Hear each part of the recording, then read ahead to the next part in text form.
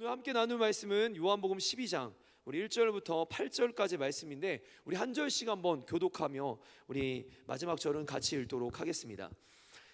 6월절 엿새 전에 예수께서 베다니에 이르시니 이곳은 예수께서 죽은 자 가운데서 살리신 나사로가 있는 곳이라. 거기서 예수를 위하여 잔치할세 마르다는 일을 하고 나사로는 예수와 함께 앉은 자 중에 있더라.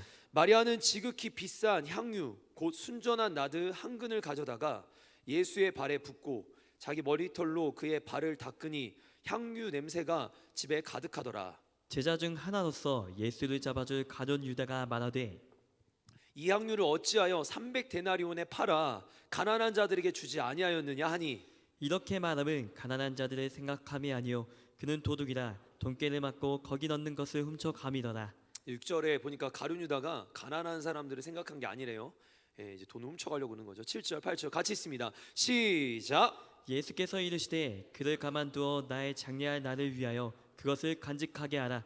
가난한 자들은 항상 너희와 함께 있거니와 나는 항상 있지 아니하리라 하시니라. 아멘. 우리 사랑하는 청년들, 오늘은 지금 바로 이 자리는 은혜의 자리요, 이 자리는 구원의 날인 줄 믿습니다. 아멘. 고린도서 6장 2절에 뭐라고 합니까? 보라 지금은 은혜 받을 때요.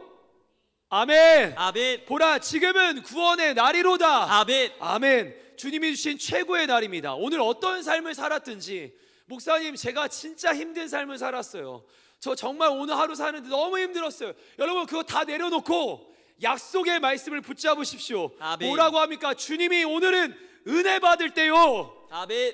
오늘 이 자리는 구원의 날인 줄 믿습니다. 아멘. 여러분 믿으십니까? 아멘. 이 시간 우리가 우리의 입술과 우리의 중심으로 우리 예수님을 한번 힘차게 높여드릴 텐데, 저는 질문을 던질 거예요. 여러분들께 질문을 던지면 여러분들은 예수 그리스도라고 대답하시면 되겠습니다. 아멘. 여러분 예수님의 이름을 높여드리는 것이 예배인 줄 믿습니다. 아멘. 이 시간 우리 예수님의 이름을 높여드릴 때 한번 손 붙여 한번 딱 주먹 쥐고 여러분 한번 선포하겠습니다. 누가 우리의 왕이 되십니까? 예수 그리스도. 누가 우리의 예배를 받으십니까? 예수 그리스도. 누가 우리를 죄와 사망에서 구원하십니까? 예수 그리스도. 누가 우리의 어려운 환경을 역전시키십니까? 예수 그리스도. 누가 우리의 길과 진리와 생명이 되십니까? 예수 그리스도. 누가 우리의 인생을 가장 좋은 길로 인도하십니까? 예수 그리스도. 사랑하는 청년들, 누가 우리 청년교회 부흥을 이루십니까? 예수 그리스도. 누가 민족 복음화의 역사를 이루십니까? 예수 그리스도. 누가 세계 선교의 역사를 이루십니까? 예수 그리스도. 사랑하는 청년들, 지금 질문합니다. 누구를 가장 사랑하셔야 합니까? 예수 그리스도. 아니요, 누구를 가장 사랑하십니까? 예수 그리스도. 누구만 평생 따르기를 작정하십니까? 예수 그리스도. 여러분 그렇게 될 줄 믿습니다. 아멘. 우리의 고백이 지금은 100%의 믿음은 아닐지라도 믿음의 고백대로 우리의 삶이 이끌어질 줄 믿습니다. 아멘. 우리 사랑하는 청년들, 우리 청년교회는 9월부터 11월까지 우리 4분기 동안 아로마 처치라는 주제로 달려가게 됩니다. 이에 따라 우리 지난주에는 요한복음 11장의 말씀으로 향기 나는 인생, 향기 나는 교회에 대한 말씀으로 함께 은혜를 나눴습니다. 혹시 기억나시나요? 죽은 자의 악취가 가득했던 나사로의 무덤에 예수님이 친히 찾아가셔서 그를 살리시면서 죽은 자의 향기를 생기로, 향기 나는 생명의 기운으로 바꾸셨습니다. 여러분 그 멋진 그 상황들, 여러분 그게 바로 우리 인생이 돼야 될 줄 믿습니다. 아멘. 죽은 심령, 죽은 영혼, 죽은 삶을, 그 악취나는 인생을 하나님께서 생명의 향기로 바꾸시는 은혜 우리에게 펼쳐지기를 도전합니다. 아멘. 근데 그 자리에 보니까 나사로만 있었던 게 아니에요. 마르다라는 한 여인의 이야기를 지난주에 말씀을 나눴는데, 그 마르다는 자신의 입술로 이렇게 고백해요. 예수님은 그리스도시고 살아계신 하나님의 아들입니다. 그런 고백의 여인이었는데, 그의 여인의 고백은 말로는 대단한 고백이었지만 그의 삶은 진정 예수님을 제대로 믿지 않았습니다. 그의 여인은 죽은 믿음이었고 죽은 심령이었고 죽은 삶이었어요. 사랑하는 청년들, 한번 잘 기억해 보십시오. 여러분 그 믿음에, 그 죽은 신앙에, 죽은 삶에도 예수님이 찾아가셔서 나사로를 살려주셨던 거예요. 믿음이 대단해서 나사로가 산 것도 아니고 나사로 스스로 살아난 것도 아니고 마르다라는 여인의 그 믿음은 악취나는 믿음이었다라는 거예요. 죽은 믿음이었으니까. 그런데도 그 여인의 믿음을 주님이 찾아가셔서 살리십니다. 네, 우리 안에 오늘도 품겨지는 악취를 향기로 바꾸시는 예수 그리스도입니다. 그 예수 그리스도께서 우리를 바꾸셔서 그리스도의 향기가 나도록 만드시는 거예요. 아멘. 여러분, 향기는 내가 내는 게 아닙니다. 향기는 예수님을 만날 때 예수님으로 나는 게 그리스도의 향기입니다. 아멘. 한번 따라해 보겠습니다. 그리스도의 향기는 그리스도의 향기는 그리스도의 향기는 그리스도의 향기는 그리스도가 충만할 때 그리스도가 충만할 때 품어집니다. 품어집니다. 풍겨집니다. 풍겨집니다. 여러분, 그렇습니다. 우리 안에 그리스도가 충만할 때, 그리스도 안으로 충만할 때 우리 안에 그리스도의 향기가 내뿜어지는 겁니다. 아멘. 그러려면 내 안에 향기가 작은 것 같아요. 누가 저에게 전화해서 묻더라고요. 목사님, 그러면 그리스도의 향기가 큰 사람이 있고 작은 사람이 있을까요? 네, 맞아요. 어떤 사람은 그리스도의 향기가 큰 사람이 있어요. 영향력이 큰 사람이 있어요. 주변을 크게 바꾸는 사람들이 있단 말이에요. 누군가는 자기 혼자 허덕허덕 거리는 사람이 있어요. 차이가 뭡니까?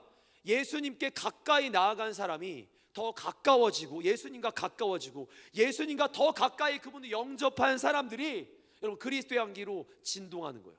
반대로 내가 예수 그리스도와 멀어요. 믿긴 하지만 적절한 거리두기예요. 그러면 그만한 향기가 나는 거예요.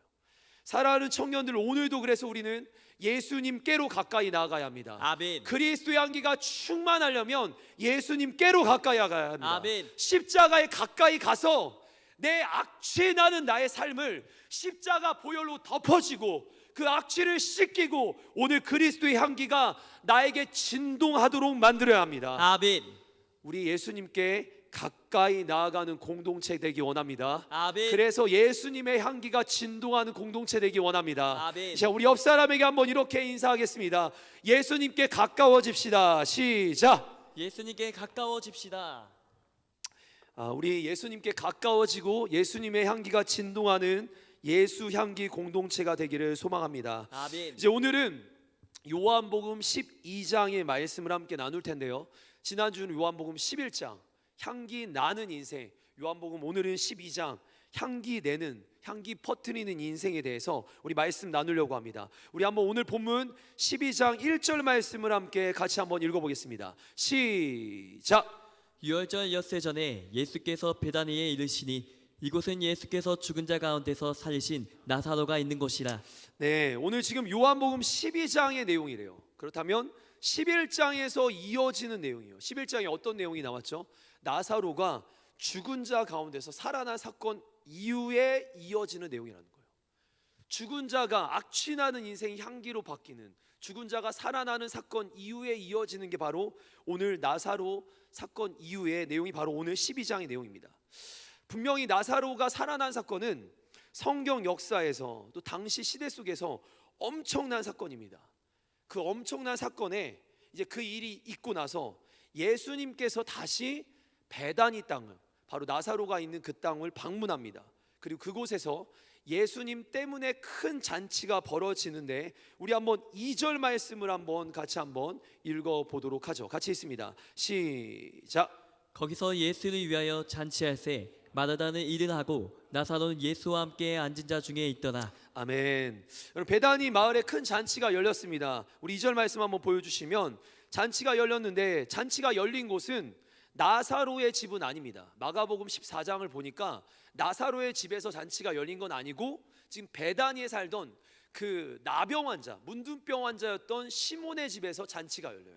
근데 잔치는 열렸지만 다른 집에서, 시몬의 집에서 열렸지만 이 나사로와 마르다와 마리아는 자신들이 지금 자신의 오라버니가 살아났잖아요. 나사로가 살아났잖아요. 얼마나 감격스러웠겠어요. 그 감격 때문에 지금 시몬의 집에서 열심히 잔치에 동참하고 있습니다.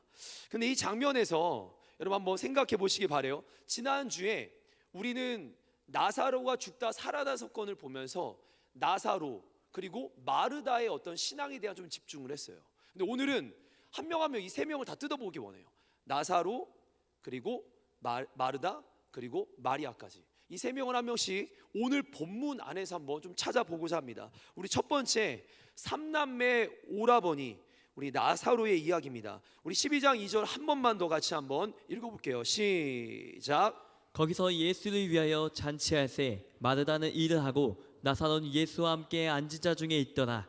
네, 말씀을 보니까 지금 나사로는 지금 잔치 자리에 있는데 어느 상황입니까? 말씀 방금 전 거 띄워주시면 예수님과 함께 지금 앉아서 대접받고 있습니다. 그럼 잔치가 벌어져 있고 예수님 때문에 벌어진 이 잔치에 지금 모두가 주인공은 예수님인데 그 옆자리에 나사로가 앉아 있는 거예요. 여러분, 이 아마도 2000년 전이면 뭐 고대 시대라고도 표현할 수 있는데 이때는 여자들이 조금 더 일하고 남자들이 대접받는 시대라고 볼 수 있습니다. 그런데 이 장면을 그렇게만 보기에는 좀 애매해요. 뭐냐면 직전에 나사로가 죽었다가 살아났어요. 여러분, 지금 기적의 주인공이에요. 예수님이 기적의 주인공이긴 하지만 그 기적의 또 하나의 주인공이 나사로거든요. 그렇기 때문에 이 마을에 잔치가 벌어졌을 때 사람들은 나사로를 보기 위해서 왔습니다. 야, 그 죽었다가 살아난 나사로, 그 무덤에 갇혀서 썩은 내 나던 나사로, 그가 살아났대 라고 하면서 지금 그 베다니 마을과 그 인근 마을에 사람들이 다 몰려 들어왔어요. 잔치자리에 몰려 들어왔습니다. 그리고 나사로를 찾고는 나사로에게 묻습니다. 예수님께 묻기가 좀 애매해요. 예수님 워낙 권위가 있으니까 나사로에게 묻는 거예요. 야, 무덤에서 어땠어? 무덤에서 죽었는데 어땠는지를 왜 물어보는지 모르겠어요. 무덤에서 어땠어? 분명 네 몸이 부패해서 냄새가 났는데 지금은 어때? 냄새가 나? 썩은 데가 나? 죽으면 어떤 느낌이야? 여러분, 죽으면 느낌을 어떻게 느낍니까? 죽으면 끝이잖아요. 느낌을 물어요. 사람들이 야, 너 눈을 떴을 때 한 번에 눈을 떴어? 아니면 막 여러 번 이렇게 막 몸이 점점점 회복된 거야? 한 번에 일어난 거야? 아니면 서서 일어난 거야? 예수님의 음성이 막 큰 소리가 진짜 들린 거야?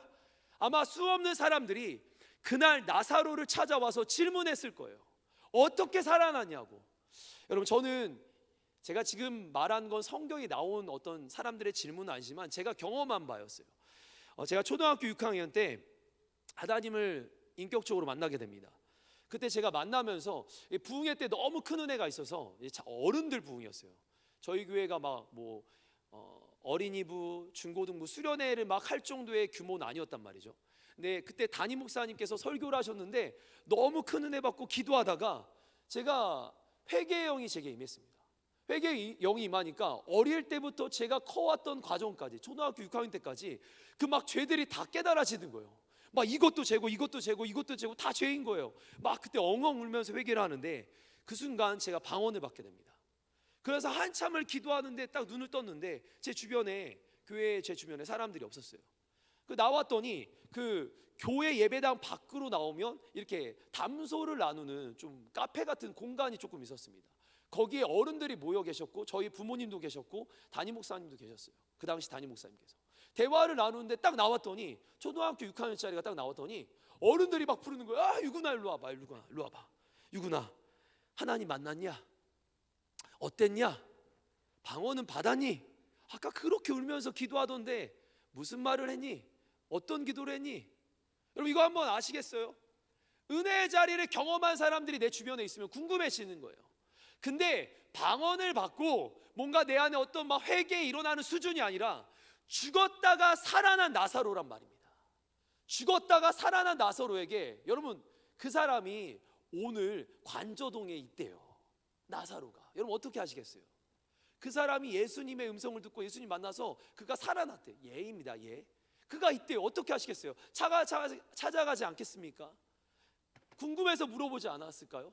어떤 일이 있었는지, 그 죽음 가운데서 뭘 느꼈는지. 똑같이 많은 사람들이, 그 당시 사람들이 그 나사로를 찾아가서 물었던 것 같아요. 나사로는 그래서 일을 안 했다라기보다 그가 앉아있으면 수없는 사람들을 만나고 있지 않았을까 합니다. 네, 나사로는 죽었다가 살아난 사람입니다.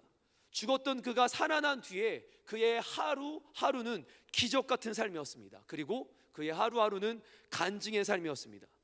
듣도 보지도 못한 나사로의 기적에, 죽은 자가 살아난 이 기적에 수많은 사람들이 소문을 듣고자 그 소문을 듣고 찾아와서 나사로에게 그 간증을 묻는 거예요. 살아난 그 간증 다시 한 번만 해줘. 살아난 그 간증 나에게도 한 번 해줘. 정말 나사로 주변에 허다한 사람이 몰려 있습니다. 당연히 나사로도 간증을 하면서 부활하게 만드신, 다시 살게 만드신 예수님에 대한 얘기도 했을 겁니다. 여러분, 근데 여기서 중요한 거 어디서 했다고요? 예수님 옆자리에서. 예수님 옆자리에서. 여러분, 지금 중요한 겁니다. 내가 그분의 옆자리에서 그분을 간증하는 삶을 살고 있었던 거예요. 아니, 여러분, 간증 안 해도 돼요. 나사로는요, 그냥 예수님 옆에 딱 앉아 있으면 간증 자체가 되는 거예요. 저가 죽었다가 살아난 사람이래. 무덤에 있다 살아난 사람이래. 예, 그렇습니다. 그 삶 자체가 간증이 되고 그 삶 자체가 놀라운 기적이 되다 보니까 수많은 사람들에게 영향력이 끼쳐지는 거예요. 사랑하는 청년들, 여러분, 우리의 삶이 어떠해야 된다라는 거예요. 우리의 삶이 그렇게 간증과 같은 삶이 돼야 된다라는 겁니다. 아멘. 주님 은혜 모르십니까? 우리 주님의 은혜 안 받았습니까? 우리 죽은 자였던 우리 인생이 살아났습니다. 아멘. 아멘. 죽었던 우리가 살아났어요. 아멘. 어제까지 무덤에 있던 허물과 죄로 죽었던 우리 인생이 살아났습니다. 아멘. 예수 옆자리에만 앉아 있어도 간증이 되는 삶이 되는 거예요. 수없는 사람들에게 예수님을 알려주는 사람이 되는 거예요. 그런데 예수님 옆자리에 딱 앉아서 앉아 있는 것만으로도 간증이 되는데 그 주변에 이를 시기하고 반대하는 사람들이 나타납니다. 우리 9절과 10절 말씀 같이 한번 읽어보도록 하겠습니다. 9절과 10절 같이 있습니다. 시작. 유대인의 큰 무리가 예수께서 여기 계신 줄 알고 오니 이는 예수만 보기 위함이 아니요 죽은 자 가운데서 살리신 나사로도 보려 함이라. 네, 맞죠. 말씀. 나사로를 보기 위해 그 마을에, 그 자리에, 그 시몬의 집에 찾아온 거예요. 그 사람들이 지금 다들 나사로 보려고 왔대요. 예수님도 보지만 나사로 보러 온 거예요. 그리고 우리 10절 말씀 한번 같이 한번 읽어보겠습니다. 시작. 대제사장들이 나사로까지 죽이려고 모이하니. 여러분, 지금 어떻게 보면 나사로도 지금 위기의 상황입니다. 자신이 죽을 상황이에요. 그럼에도 멋지게 자신의 삶을 통해 하나님의 은혜를 간증하고 있는 것이 나사로입니다. 여러분, 앉아만 있어도, 예수님 옆에 앉아만 있어도 간증이 되는 게 우리 인생이라는 거예요. 여러분, 우리 인생 결코 가볍게 여기지 마세요. 우리 은혜 받는 사람들입니다. 은혜 있는 사람들입니다. 아멘. 은혜 있으면 예수님과 함께 하기만 하면 그게 간증이 되는 겁니다. 두 번째예요. 이제 마르다의 이야기를 한번 해보겠습니다. 마르다는요, 나사로가 죽었다가 살아난 그날 예수님 앞에서 멋진 신앙의 고백을 합니다. 근데 예수님을 온전히 따르지는 못해요. 지난주 아마 이것을 좀 여러분들과 깊게 나눴는데 우리 한번 간단하게 다시 한번 되짚어 보겠습니다. 우리 요한복음 11장 24절부터 27절까지 말씀입니다. 우리 마르다와 예수님의 대화인데 그가 어떤 내용을 얘기하는지 한번 같이 한번 읽어보죠. 시작. 마르다가 이르되 마지막 날 부활 때에는 다시 살아날 줄을 내가 아나이다. 여러분, 지금 24절에 마르다가 하는 말이 이거예요. 나의 오라버니 나사로가 지금 마지막 부활의 때가 되면 살아날 것을 믿습니다. 이 앞절에 보면 예수님 뭐라고 하냐면 너 나사로가 살아날 것을 믿느냐 이렇게 물었는데 마르다의 말은 이거예요. 마지막 때가 되면, 주님은 지금 살리겠다고 말하는데 마르다는 나중에 마지막 때가 되면 살아날 것을 믿습니다. 이렇게 지금 말하는 거예요. 그러자 25절 예수님이 이렇게 얘기합니다. 우리 선포합니다. 시작. 예수께서 이르시되 나는 부활이요 생명이니 나를 믿는 자는 죽어도 살겠고 무릇 살아서 나를 믿는 자는 영원히 죽지 아니하리니 이것을 내가 믿느냐. 아멘. 여러분, 25절 26절 한번 다시 한번. 지금 이 말씀 앞에 띄워주세요. 지금 이 말 뭔지 알아요? 믿지 못하니까 질문하는 거예요. 마르다야, 나는 부활이야, 나는 생명이야, 나를 믿는 자는 오늘도 지금 당장 죽어도 살아날 거야. 무릇 살아서 믿는 자는 영원히 죽지 않아. 너 이걸 믿니? 여러분, 지금 이거 지금 믿는 질문하는 거예요. 그러다 27절에 마르다가 뭐라고 하는지 우리 같이 한번 읽어보겠습니다. 시작. 이르되 주여 그러하여다 주는 그리스도시요 세상에 오시는 하나님의 아들이신 줄 내가 믿나이다. 아멘. 지금 말씀 보니까 지금 마르다가 27절 띄워주시면 뭐라고 합니까? 내가 믿느냐? 그런데 마르다는 뭐라고 하냐면 주는 그리스도십니다. 살아계신 하나님의 아들이십니다. 믿습니다. 근데 이렇게 믿는다 말했어요. 분명히 마르다는 예수님이 다시 살리실 것을, 위대한 하나님의 아들인 것을 믿는다 말했어요. 구원자인 걸 믿는다 말했어요. 근데 27절에서 이랬잖아요. 39절로 한번 넘어가면, 다음 39절 말씀 띄워주시면 예수님께서 이렇게 말합니다. 제가 읽어드릴게요. 예수께서 이르시되 돌을 옮겨 놓으라 하시니 그 죽은 자의 누이 마르다가 이렇게 말합니다. 여러분, 지금 예수님이 나사로를 살리려고 하시는 거예요. 나사로 살리자, 돌무덤에 돌을 치워, 이렇게 말했더니 마르다의 말이 이렇습니다. 아니 예수님, 나사로가 죽은 지 나흘이나 됐는데 냄새가 진동합니다. 무슨 말이에요? 나을 수 없다라고 말하는 거예요. 분명히 앞에서 이랬잖아요. 믿습니다 말했는데 뭐라고 합니까? 나을 수 없습니다. 여러분, 마르다의 연약한 믿음입니다. 아니, 믿음이 없는 겁니다. 말로는 예수는 그리스도시요 살아계신 하나님이라 말했지만 그녀는 진짜 예수님을 제대로 믿지 않았습니다. 예수님은 그럼에도 불구하고 나사로를 고쳐주셨습니다. 여러분, 나사로가 믿음이 있었나요? 마르다가 믿음이 있었나요? 마리아가 믿음이 있었나요? 누가 믿음이 있었던 거예요? 아니요, 믿음으로 구원받는 게 아니라 은혜로 구원받는 거예요.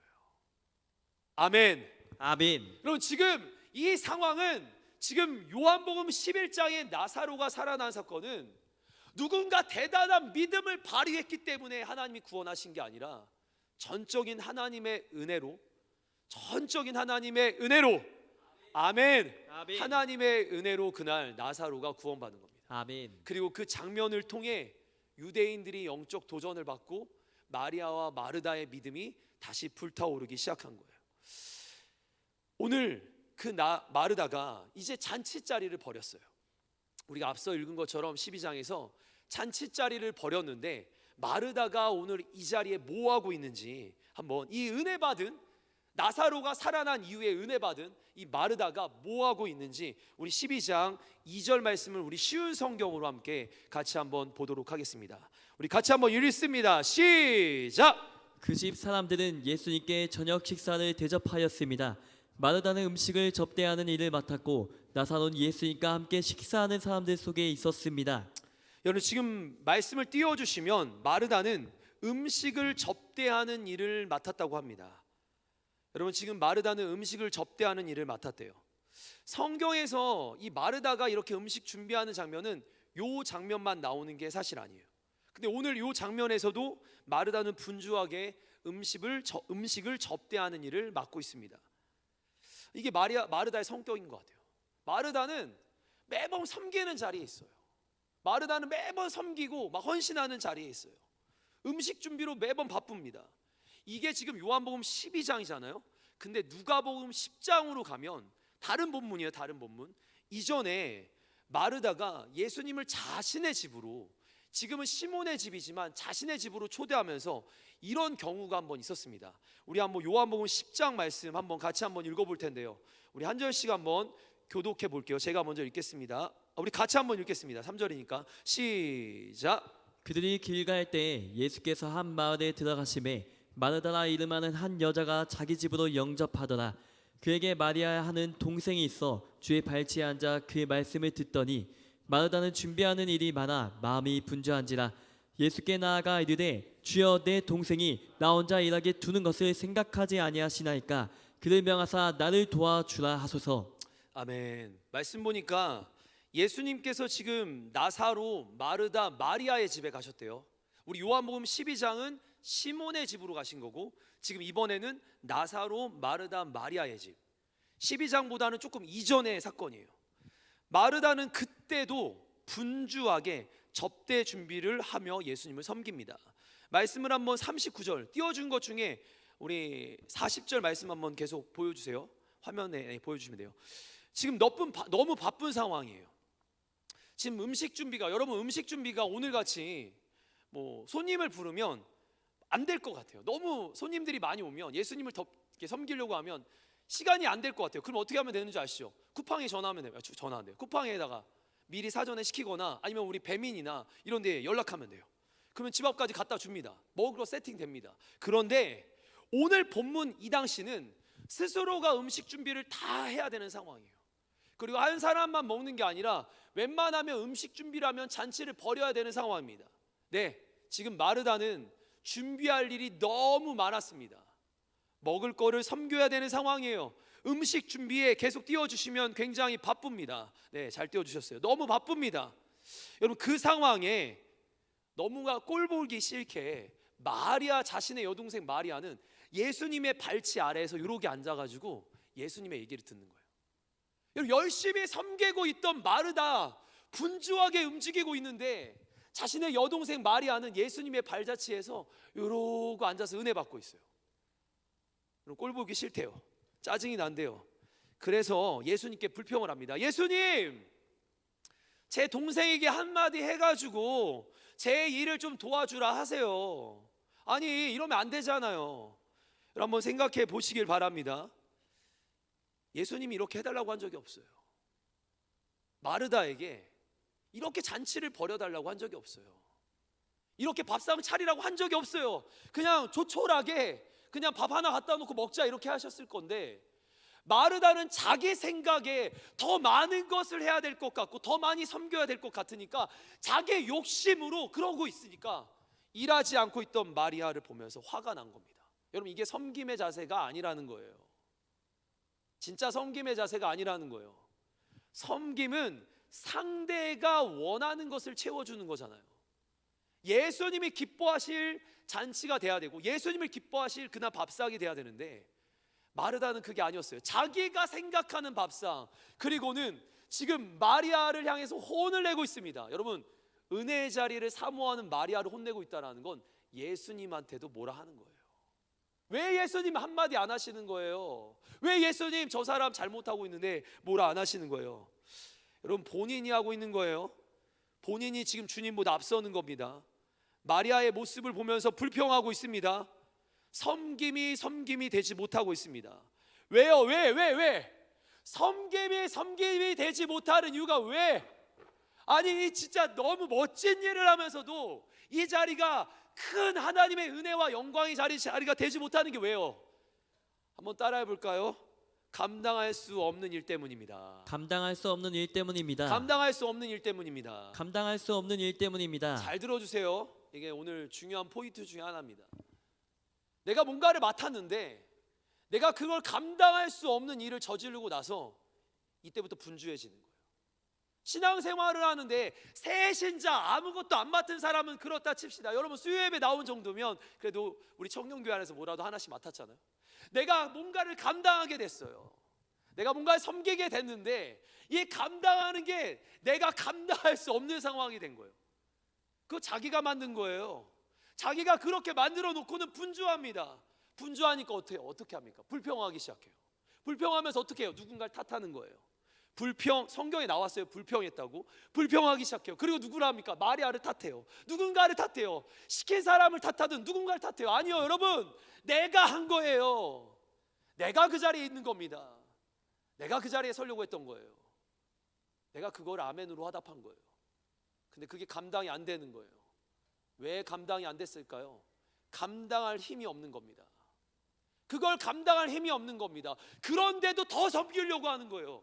이게 병인 거예요. 병.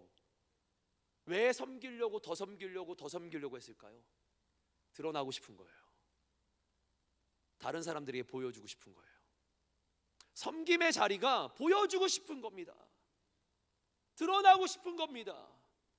굳이 그렇게까지 하지 않아도 되는데 자기가 판을 벌리는 거예요. 근데 이게 감당이 안 되니까, 일은 저질렀는데 감당이 안 되니까 죽을 것 같은 거예요. 어떻게 합니까? 남 탓하고 있어요. 불평하고 있어요. 불평의 방향은 결국 예수 그리스도입니다. 은혜가 떨어지니까 어떻게 합니까? 실망하고 화가 납니다. 화가 나니까 어떻게 해요? 은혜의 자리가, 섬김의 은혜의 자리가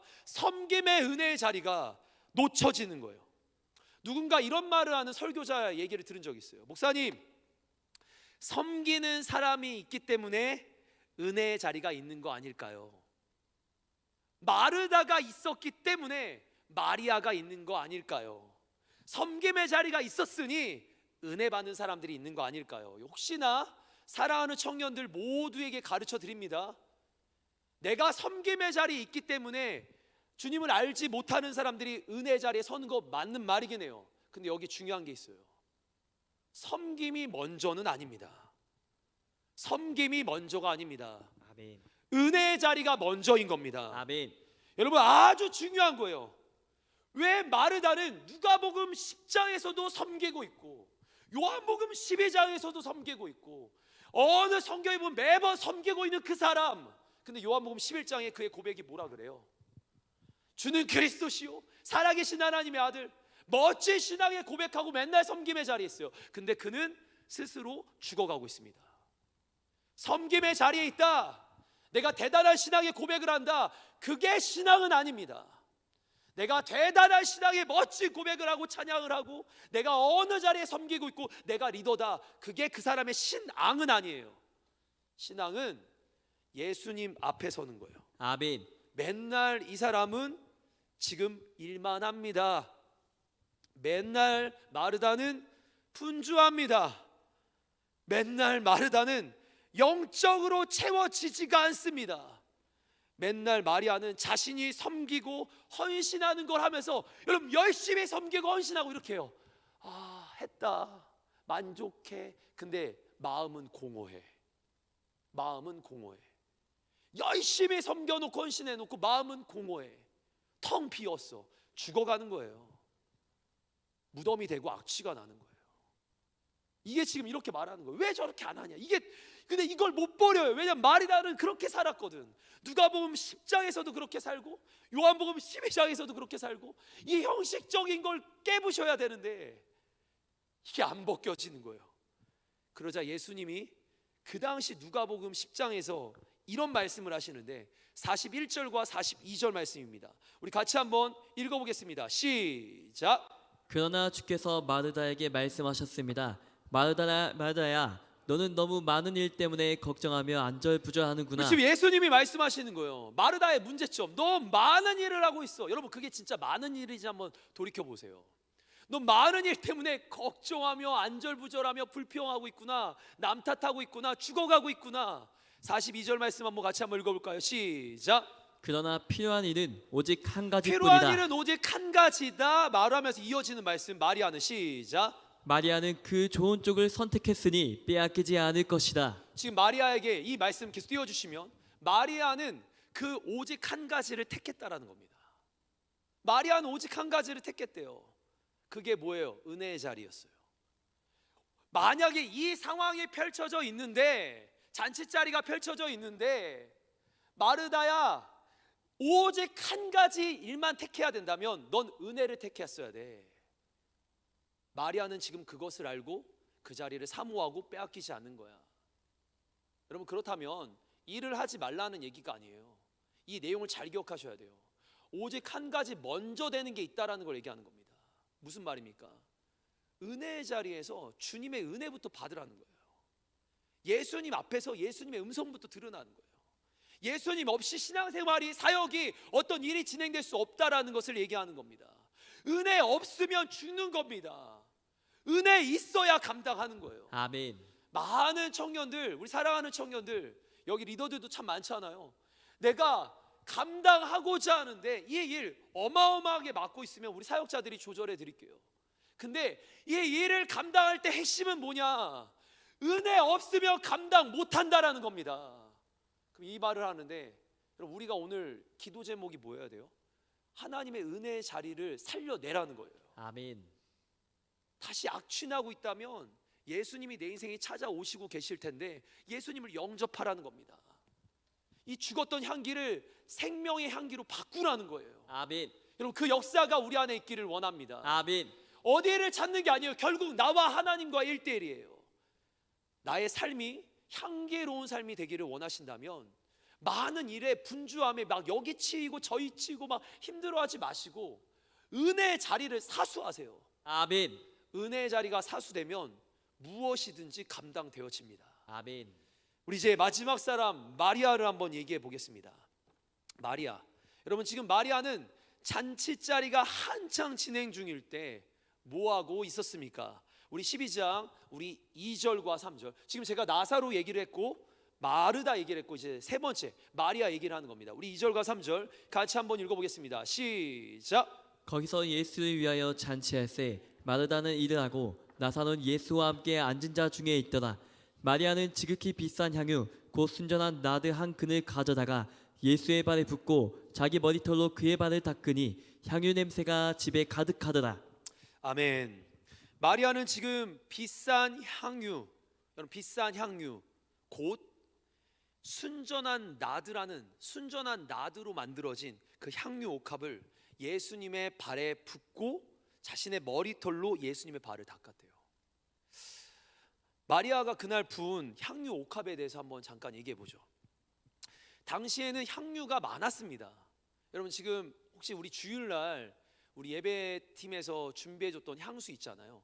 향수 우리 시향지 받았잖아요. 그게 다이소에서 산 향수예요. 뭐 아마 다이소가 비싸면 5,000원이잖아요. 5,000원 정도 하지 않았을까 해요. 5,000원, 만원 비싸봤자 그런 싼 거긴 해요. 근데 이게 향수가요 5,000원짜리도 있는데 저기 비싼 향수집에 가면 비싼 향수, 제가 향수 메이커를 몰라서 비싼 향수집을 가면 엄청 비싸대요. 제가 그 주일 설교 때문에 유튜브 영상 몇 개를 봤더니 막 몇 천만 원짜리 향수가 있대요. 그럼 요거 아니에요? 요 정도 향수병에 몇 천만 원짜리가 있대요. 그거를 그 있죠, 막 그 고래똥으로 만들어진 건데 고래똥이나 뭐 그 산양의 어떤 몸 속에 있는 걸로 만들어지는데 요걸 어떻게 가공해서 향수를 만들면 그거를 저 중동에 있는 그 석유 부자들이 그거 모금에 뿌리고 다니대요. 똥을 뿌리고 다녀요. 참 정신 나간 짓을 하는데 그게 뭡니까? 그냥 향기대로 사세요. 알았죠? 근데 이 향료를 뿌리는데 여러분 그 당시에 순전한 나드는 그게 한 근밖에 되진 않지만 여러분 그거는 당시 쉽게 구할 수 없는 고급 재료에 해당됩니다. 이게 인도나 히말라야에서만 발견되는 재료였어요. 그래서 이게 수입이 돼서 예수님이 사시는 그 지역까지 넘어오려면 여러분 그게 굉장히 비싸고 비싸지는 거예요. 순전한 나드로 만든 고급 향수, 여러분 이게 가치가 어마어마합니다. 당시에 지금 5절 말씀 우리가 안 읽었지만 5절에 보면 이 향수 하나가 가격이 대략 300데나리온이래요. 이게 싼 것도 있는데 순전한 나드로 만들었기 때문에 이게 300데나리온이래요. 여러분 1데나리온이 1데이로 얘기합시다. 1데나리온 이렇게 외우면 돼요. 1데나리온이 노동자의 하루 품삯이에요. 그럼 300데나리온은 300일 동안의 품삯인데 휴일 빼고 주말 빼고 다 빼면 1년 연봉에 해당돼요. 1년 연봉이 대략 뭐 적게 잡으면 4천만 원 1년 연봉. 뭐 우리나라 평균으로 따지면은 한 7천, 8천. 그리고 많이 조금 더 넉넉하게 잡으면 1억. 우리 한 7, 8천으로 봅시다. 이 향수 하나에 7, 8천이래요. WW 뭐야 이거? WW 와우. 아니 향수 하나에 7, 8천이. 어떻게 돼요? 심각한 거예요. 이거 엄청 비싼 거예요. 이거 말고 그 향유가 그 당시 그 향유를 여러분 그냥 고급 향수로 취급하는 게 아니라 이게 7, 8천만 원짜리라는 거예요. 고급 향수로만 취급하는 게 아니라 당시 여성들에게 있어서는 이게 결혼 지참물이었어요. 결혼하기 위한 혼수품이었습니다. 결혼을 할 때 남편이 우리 집에다가 갖다 주는 돈이 있고 뭔가 재정이 있고 이제 내가 결혼할 때 혼수품으로 가져가야 하는 것이 이거였어요. 그렇다면 이거의 의미를 알려드릴게요. 그날 마리아가 드린 향유 옥합은 그의 결혼을 상징합니다. 그녀가 드린 향유 옥합은 여러분 7천만 원짜리 이 향유 옥합은 그의 미래를 상징합니다. 그의 향유 옥합 한 병은 요거 한 병은 그녀의 안정을 상징하는 거예요. 이것도 설교 들으면서 이제 막 머릿속에 계산하는 거 아니에요? 목사님이 오늘 드리라고 하겠지. 목사님이 이거 크게 드리라고. 아니에요, 여러분. 잘 들어주세요. 지금 마리아는 예수님 앞에 자신의 미래, 자신의 결혼, 자신의 안정을 드리는 모습입니다. 어떻게 드리죠? 이렇게 드리나요? 이렇게 조금씩 찔끔, 향유 찔끔 이렇게 안 드렸어요. 예수님의 발에 부었대요. 발이 뭔데요? 당시에 팔레스타인 지역에는 이렇게 흙 사막 지역이다 보니까 걸으면 모래가 너무 많아서 신발 자체가 샌들을 신고 다닙니다. 여러분 아마 그런 예수님 관련된 영화를 보면 예수님이 샌들 신고 다니거나 제자들이 샌들 신고 다니거나 로마 군병들이 샌들 신고 다니는 거 보셨을 거예요. 그러면 샌들을 신고 다니니 모래가 질겅질겅 하진 않겠지만 이 신발 안에 모래가 들어오고 나가고 모래가 들어오고 나가면서 발이 더러워져요. 그래서 어느 집이든 들어가면 발부터 닿게 돼 있는데, 그날 마리아가 예수님의 발 닿기를 작정하고 기다리고 있다가 예수님이 딱 앉으시고 잔치가 시작되는데 아무도 닿지 않을 때 딱 찾아가서 자신의 향유옥합을 드리는 거예요. 발을 닦아드렸어요. 그리고 다른 본문에 보니까 먼저 예수님의 발에 붓기 전에 예수님의 머리에 향유옥합을 부었대요. 이렇게 상징성 있게. 그럼 이제 이 향유옥합을 조금만 더 얘기해 볼게요. 여러분 이 향유옥합이요, 생긴 병이, 제가 이거를 좀 찾아봤는데 그림은 못 가져와서 죄송합니다. 이렇게 주둥아리가 있는 향수래요. 이렇게 주둥아리가 있는 병이래요. 근데 이 병은, 여러분 향수는 조금만 시간이 지나면, 이 향수가 비싼 7천만 원짜리입니다. 조금만 이렇게 오픈이 되면 이 안에 있던 향수가 막 날아가서 증발해 버린다라는 거예요. 그래서 어떻게든 꽉 막으려고 입구부터 딱 단단하게 조여놔요. 묶어 놓는단 말이에요. 그러면 이거를 이제 쓰려고, 향수를 쓰려고 하려면 어떻게 써야 되냐면 위에 주둥아리를 탁 깬대요. 그리고 그게 열리면 향수를 부어서 사용한대요. 그 자리에서. 향수를 쓰는 방법이, 내가 오늘 찔끔 조금 쓰고 이거 너무 아깝지 않아? 오늘 한 방울 썼으니까 100만 원 하고 입구 닫아 놓는 게 아니라, 쓰려면 깨가지고 이걸 깨서 이걸 다 쓰고 그냥 그렇게 사용하는 거예요. 생각을 한번 해보세요. 7천만 원짜리를 10분도 안 돼서 사용했어요. 마리아가 지금 7천만 원짜리 향수를 지금 예수님께 붓는데, 그것도 더러운 부분에 발에 붓는데, 예수님의 머리에도 붓는데 단번에 사용해요. 무엇을 얘기합니까? 여러분 전부를요 한 방에 드렸어요. 자신의 완전한 포기와 헌신을 상징하는 겁니다. 지금 마리아가 예수님께 전부를 드리는데 그냥 조금 언젠간 하겠지, 언젠간 할게요, 언젠간 할게요 이렇게 드린 게 아니라 예수님 지금 전부에 하고 붓고 자신을 온전히 내어드린 거였어요. 네, 맞습니다. 그는 완전한 헌신과 포기를 주님께 드리고 있습니다. 자신의 삶 전체를 이런 방식으로 드리는 거예요. 우리 12장 우리 3절부터 5절 말씀까지를 한번 말씀해서 다시 한번 보도록 하죠. 읽습니다. 시작. 마리아는 지극히 비싼 향유 곧 순전한 나드 한 끈을 가져다가 예수의 발에 붓고 자기 머리털로 그의 발을 닦으니 향유 냄새가 집에 가득하더라. 제자 중 하나로서 예수를 잡아줄 가룟 유다가 말하되 이 향유를 어찌하여 300데나리온을 팔아 가난한 자들에게 주지 아니하였느냐 하니. 저는 여기 말씀을 보면 좀 띄워주시면, 이 말씀에서 뭐라고 하냐면, 그렇게 머리에 붓고 발에 붓고 이 7천만 원짜리를 한 번에 딱 사용했는데 여기에 이렇게 말하는 한 사람이 나와요. 바로 가룟 유다라는 사람입니다. 뭐라고 합니까? 그냥 쉽게 얘기해 드릴게요. 그렇게까지 해야 돼? 그렇게까지 신앙생활 해야 돼? 그렇게까지 헌신해야 돼? 그렇게까지 섬겨야 돼? 굳이? 그러면서 하는 말, 야 300데나리온이면 가난한 사람들에게 어마어마하게 나눠줄 수 있어. 여러분 이 이어지는 말씀 아까 보셨죠? 알죠? 이게 가난한 사람들에게 주려고 한 게 아니라 자기가 이 돈깨를 가져가고 싶은 욕심에서 말만 이렇게 한 거예요, 가룟유다. 근데 중요한 건 이렇게 말하는 거예요. 굳이 그렇게까지 해야 돼? 가난한 사람들에게 나눠주면 얼마나 많은 사람들을 도울 수 있는데. 맞는 말입니다. 지극히 이성적으로 맞는 말입니다. 여러분 여기 말씀을 제가 오늘 말씀에 못 띄워드리는데 우리말 성경에 제가 한번 읽어드릴게요. 우리말 성경과 새 번역이 이렇게 나와요. 왜 이 향유를 300데나리온에 팔아 가난한 사람들에게 주지 않고, 잘 들어보세요, 가난한 사람들에게 주지 않고 낭비하는가? 지금 가룟 유다가 이 여인에게 뭐라고 하는 줄 아세요? 너 지금 낭비한 거야. 너 인생 낭비한 거야. 너 시간 낭비한 거야. 네 물질 낭비한 거야. 너 낭비한 거야. 우리의 헌신을 가지고 주님을 제대로 모르는 사람들이 이렇게 말한다라는 거예요. 너 낭비한 거야. 그렇게까지 할 필요 없어. 여러분, 이 상황이 저는 낭비일까? 필요일까? 여러분, 낭비입니까? 필요입니까? 조금 제가 써오는 대로 한번 읽어볼게요.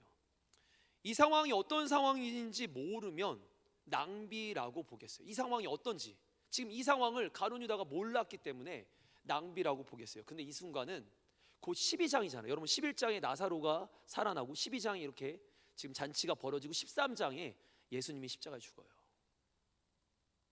예수님 지금 아까 우리가 1절에 뭐라고 했냐면 6월절 엿새 전에, 예수님 못 박히시기 전 6월절 엿새 전, 6일 전입니다. 굉장히 중요한 타이밍이에요. 근데 그 타이밍에 가룟 유다는 몰랐어요. 아니, 그게 상황이 돼서라기보다 몰랐어요. 근데 제가 잘 한번 들어보세요. 결혼식을 합니다. 저 얼마 전에도 결혼식 갔다 왔어요. 지난주 토요일 날도 결혼식 갔다 왔는데 결혼식을 합니다. 결혼식을 위해 많은 재정이 들어가요.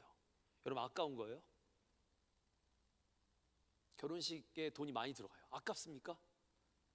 내가 사랑하는 사람에게 그 식을 하는데 우리 아까워요? 잘 입고 싶고 잘 먹고 싶고 많은 사람들에게 내가 섬기고 싶고 그래서 결혼식 하잖아요. 아까운가요? 근데 지금 가룟 유다가 이렇게 말한 거예요. 야, 낭비야. 너 지금 인생 낭비하는 거야. 너 아까운 거야. 왜 그런지 알려드릴게요. 그녀의 입장에서, 마리아의 입장에서 한번 보죠. 그녀는 예수님으로부터 놀라운 사랑을 받았습니다. 지금 나사로 자신의 오라버지가 죽었을 때 누구도 믿음으로 반응하지 않을 때 지금 예수님은 마르다와 마리아의 오라버니였던 나사로를 살려주셨어요.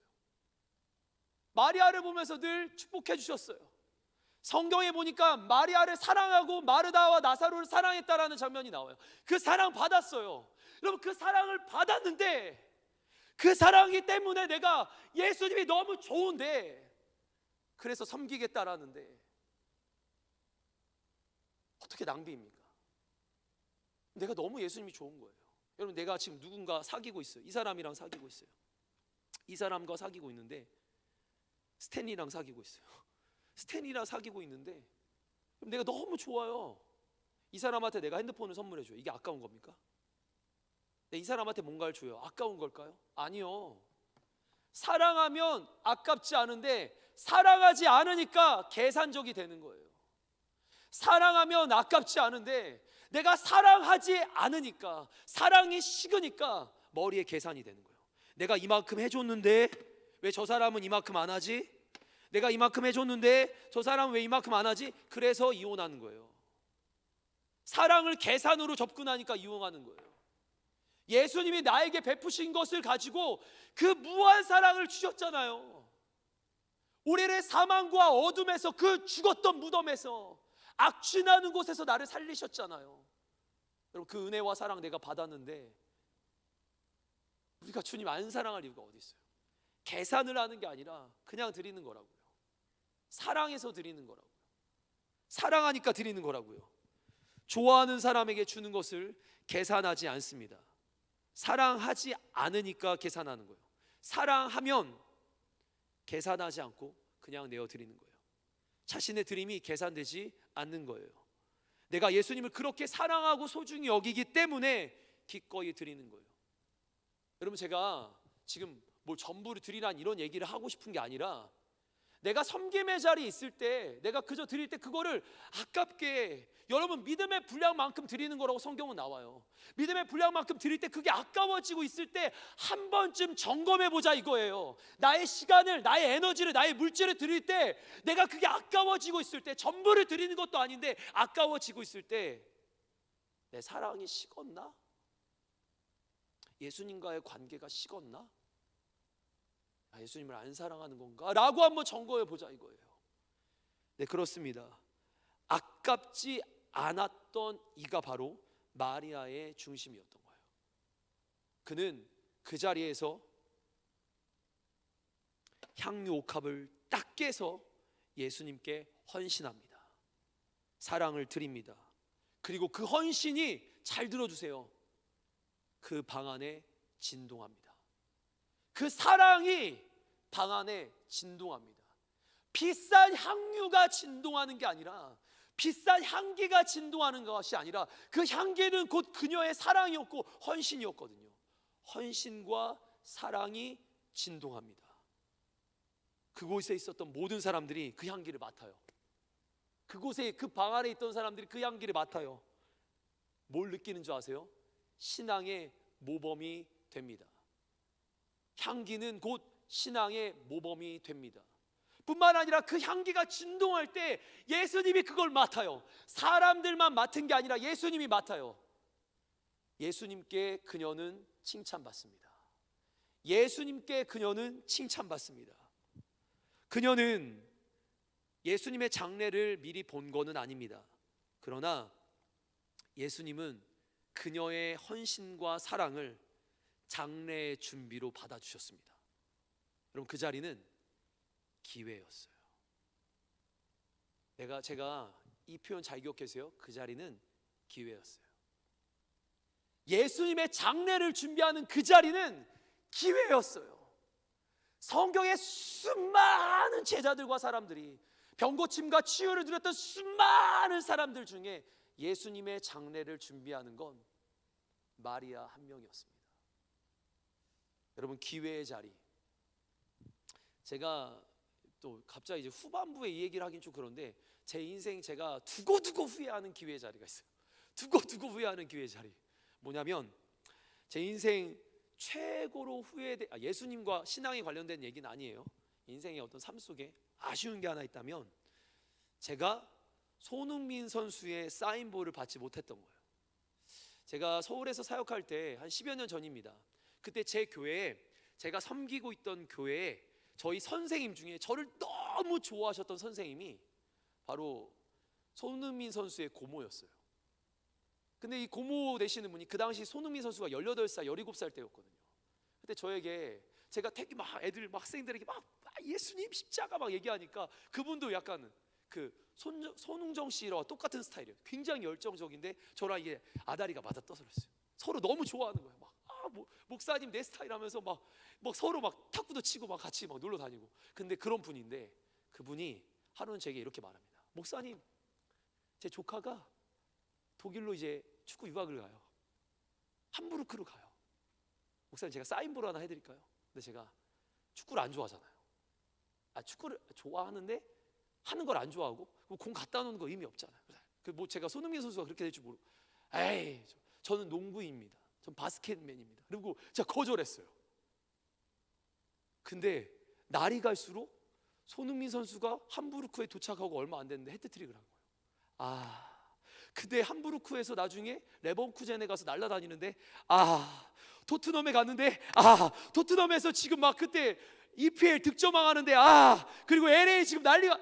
그거 공 하나 가지고 있었으면, 야, 집을 샀을 텐데. 죄송해요. 요거를 항용값으로 주님께 드렸어야 되는데.